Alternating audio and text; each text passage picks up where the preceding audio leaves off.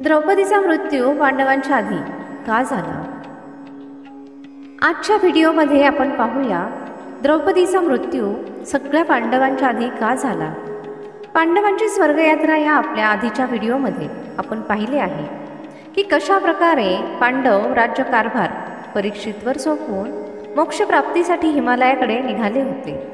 तेव्हा रस्त्यामध्ये सगळ्यात आधी द्रौपदीने प्राणांचा त्याग केला. पांडवांनी द्रौपदीबरोबर या यात्रेदरम्यान एक कुत्रासुद्धा होता. पांडवांनी पृथ्वीची परिक्रमा करण्याच्या इच्छेने उत्तर दिशेच्या बाजूने यात्रा सुरू केली. यात्रा करत ते हिमालयाकडे पोहोचले.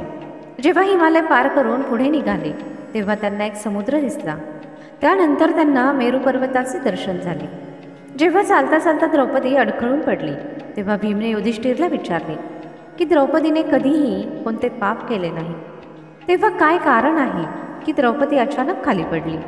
त्यावर युधिष्ठिरने सांगितले की द्रौपदी आपल्या सगळ्यांपेक्षा जास्त अर्जुनवर प्रेम करत असे.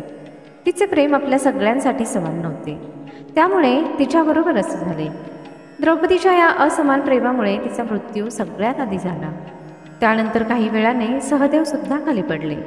त्याचे कारण युधिष्ठिरने हे सांगितले की सहदेव दुसऱ्या कोणालाही स्वतःपेक्षा विद्वान मानत नसत. या कारणामुळे पांडवांमध्ये सगळ्यात आधी सहदेवचा मृत्यू झाला. त्यानंतर काही वेळाने जेव्हा नकुलने प्राणांचा त्याग केला तेव्हा भीमने विचारल्यानंतर युधिष्ठिर म्हणाले की नकुलला त्याच्या रूपाचा खूप गर्व होता. नकुल नंतर अर्जुनचा मृत्यू झाला. तेव्हा भीमने विचारल्यानंतर युधिष्ठिर म्हणाले की अर्जुनला आपल्या पराक्रमावर गर्व होता. थोडे दूरपर्यंत चालल्यानंतर भीमसुद्धा खाली पडले. तेव्हा युधिष्ठिरने भीमला सांगितले, भीम खूप जास्त जेवण करत असे आणि त्याच्या बळाचं प्रदर्शन करत असे, त्यामुळे भीमची अशी दशा झाली होती. एवढे बोलून युधिष्ठिर पुढे निघाले आणि फक्त ते कुत्रच त्यांच्याबरोबर चालत राहिलं. अशा प्रकारे फक्त धर्मराज युधिष्ठिरच स्वर्गात पोहोचले. श्रीकृष्ण सांगतात द्रौपदीच्या आयुष्यातील 5 रहस्य. द्रौपदी महाभारतातील असे पात्र आहे ज्याच्याशिवाय महाभारताची कल्पना करू शकत नाही. महाभारताचे युद्ध भलेही पांडवांनी जिंकले होते, पण युद्ध जिंकण्याची प्रेरणा द्रौपदी होती. द्रौपदी ती ज्वाला होती जिने तिच्या मर्यादा आणि सन्मानासाठी कौरवांच्या रक्ताने कुरुक्षेत्रातील मैदानाची तहान भागवली होती. द्रौपदी महाभारत युद्धानंतर भारतवर्षाची महाराणी बनली होती. पण द्रौपदीचं आयुष्य आणि अंत अशा रस्त्याने गेलं की जे माहीत झाल्यानंतर सगळे हैराण राहतात. द्रौपदीचे 5 रहस्य याप्रमाणे आहेत. 1. भगवान श्रीकृष्ण द्रौपदीचे खरे मित्र होते.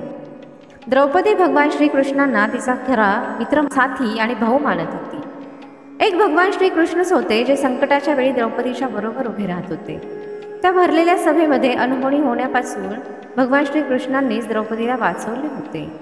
जेव्हा दुर्योधनचा भाऊ दुःशासन भर सभेमध्ये द्रौपदीला त्रास द्यायला सुरुवात केली तेव्हा भगवान श्रीकृष्ण होते ज्यांनी द्रौपदीचे रक्षण केले होते. 2. द्रौपदीने ठेवली होती ही अट. जेव्हा द्रौपदी समोर 5 पांडवांबरोबर विवाह करण्याचा प्रस्ताव ठेवला गेला तेव्हा द्रौपदीने विवाहासाठी एक वेगळीच अट ठेवली होती. द्रौपदीने सरळ सांगितले की ती या विवाहासाठी तयार आहे, पण ती तिच्या गृहस्थ जीवनातील रहस्य दुसऱ्या कोणालाही सांगणार नाही. 3. द्रौपदीचे निर्भीड आणि शक्तिशाली व्यक्तिमत्व. आपल्या आयुष्यामध्ये द्रौपदी न कधी कोणाकडून हारली, न कधी कोणालाही घाबरली. भरलेल्या सभेमध्ये जेव्हा द्रौपदीला त्रास दिला गेला तेव्हा ती शांत बसलेल्या भीष्म पितामह, द्रोणाचार्य, कृपाचार्य अशा योद्ध्यांना बोलली की तुमच्यासारख्या योद्ध्यांसमोर एका महिलेचा अपमान होत आहे आणि तरीही तुम्ही तमाशा पाहत आहे. असं मानलं जातं की द्रौपदी कोणी साधारण कन्या नव्हती, तर ती अग्नीपासून प्रकट झाली होती. 4. द्रौपदीला प्राप्त होते असे वरदान. धार्मिक कथांमध्ये द्रौपदीला दिव्य कन्या म्हटले आहे. द्रौपदीचा जन्म सामान्य पद्धतीने न होता हवनकुंडातील अग्नीपासून झाला होता. द्रौपदीला आजीवन कुमारिका राहण्याचे वरदान प्राप्त होते. असे वरदान असल्यामुळे द्रौपदी सगळ्या पतींबरोबर समान व्यवहार करू शकत होती. सगळ्या पतींबरोबर पत्नीधर्म निभावताना सुद्धा द्रौपदी नेहमी कुमारी राहत असे. 5.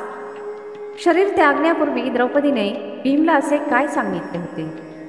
द्रौपदीबद्दल भविष्य पुराणांमध्ये म्हटले आहे की द्रौपदी पूर्वजन्मी एक विधवा ब्राह्मणी होती, पण काही कथांमध्ये द्रौपदीला इंद्राणी किंवा लक्ष्मी स्वरूप मानले आहे. शेवटच्या वेळी जेव्हा 5 पांडव आणि द्रौपदी स्वर्गामध्ये जात होते तेव्हा पाय घसरून द्रौपदी खड्ड्यांमध्ये पडली. तेव्हा भीमने हात पकडला. भीम द्रौपदीला वाचवू शकला नाही, पण शरीराचा त्याग करते वेळेस द्रौपदी भीमला म्हणाली, जर परत जन्म मिळाला तर मला परत तुमची पत्नी बनायची इच्छा आहे. मला आशा आहे की तुम्हाला ही कथा नक्की आवडली असेल. व्हिडिओ आवडला असेल तर व्हिडिओला एक लाईक आणि सबस्क्राईब नक्की करा आणि कमेंटमध्ये जय श्रीकृष्ण नक्की लिहा.